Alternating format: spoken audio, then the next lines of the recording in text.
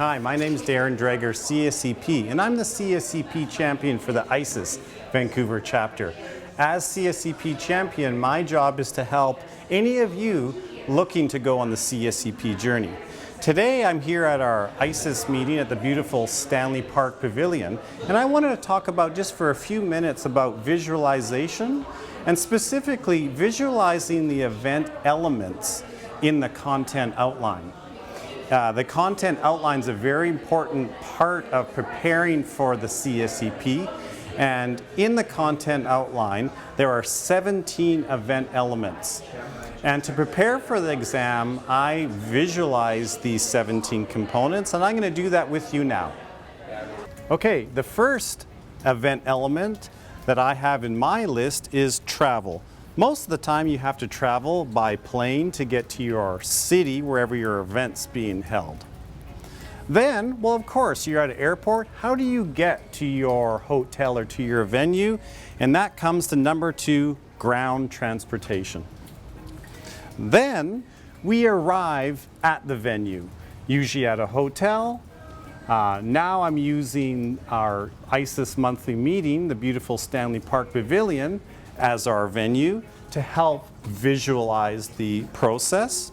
So as I arrive at the venue, I'm outside the venue, I look around, I think about site services, parking, waste management, capacity, telecommunications, and the floor plan. As I'm also looking around the outside of the venue, I start thinking about shipping and receiving, where's the loading dock, all those kind of components. Then, as with any function, you'll probably head down to the ballroom at your venue or hotel, and what are you going to see? You're going to see a registration area, and there'll be some staffing, of course. So again, this is just the part of the visualization process. So here we are, registration desk. There, of course, is going to be some staff there helping you. And when we're looking at the registration area, there is always, most of the time, collateral. So here we see a little bit of a sign, we see some name badges, and that's collateral. Anytime I think of collateral, I think about sustainability. For example, these name tags could be recycled, using different materials for sustainability. Now I look at the room and I look around a little bit. One of the first things I see is this big screen. I see these speakers. So, technical productions. That's the number 8 element I have in my order. Technical productions including audiovisual, lighting, technical rehearsal. As I look at this screen, well, what's on that screen? So my next item, number 9, is media production. So photography, video, show content, presentations. Now I'm going to look around the room a little bit more.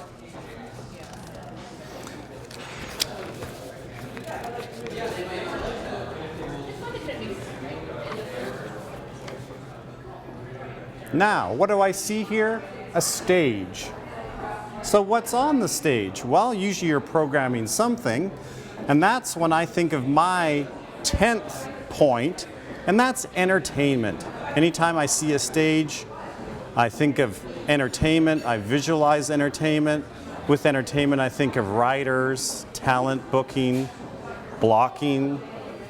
So now I'm looking away from the stage and looking away from the audiovisual, looking at the guests, thinking about the guests. What are the guests going to be doing in their night or at their event? Food and beverage, alcohol management, catering guarantees. Now again, looking at the room, I look down at these beautiful chairs and I start thinking about rentals, determining orders, guarantees, delivery and setup. As I look around a little bit more, my 13th point is decor, scenery, props, and floral. And as I look around the room, and it's always the case as an event planner, you're thinking about risk and safety management. There is always risk to consider. Next, I'm on my 15th point. Again, I'm visualizing the guests, I'm looking around the room, and my 15th point is guest services and protocol, accessibility, translation, hospitality. Again, as I visualize the guests, look around, there's probably going to be some spouses at this event. This helps me to visualize the 16th point that I have, and that's ancillary components. And then the last point 17, as I look around a little bit, is marketing. How did people know about this event? Well, there was public relations and social engagement, a press area, an event area, and sponsorship. So that's just a little bit about my tip to you about visualizing the event elements in the content outline. When you're preparing for your CSEP exam, print out the content outline, put it on your desk, and anytime you have a chance to go to a smaller event like the one I'm at today, our ISIS monthly meeting, or at a gala event, an off-site event, a wedding in a park, take your content outline and look at the content outline when you're at your event. And I'm sure that'll really help with the visualization process and preparing for your CSP exam. That's the tip for today. Thanks very much. We'll see you later. So my tip for writing your CSEP exam is that it's something you can't study for. It's very much experience-based. So if you feel that, if you read through the content outline, if there's an area that you feel not strong on, then I would suggest contacting them. If you're not strong with catering, contact a catering company and go and volunteer for an event and get to understand how catering works. Or with AV, go volunteer for an event with an AV company, learn how it works, learn how their products work. So basically it's based on experience. So it's very much something you can learn from a textbook, but you'll get it from having the on-site, in-person experience. Hi there. I think one hint I'd like to discuss with you guys is to take your CSEP is just relaxing when you go into the room. Take your time. Make sure you answer all the questions in the written form. And beforehand, the only studying that you could really do is reading the glossary. So one tip, both when you are preparing for and while you're writing your CSEP exam, is to really focus on demonstrating the competencies.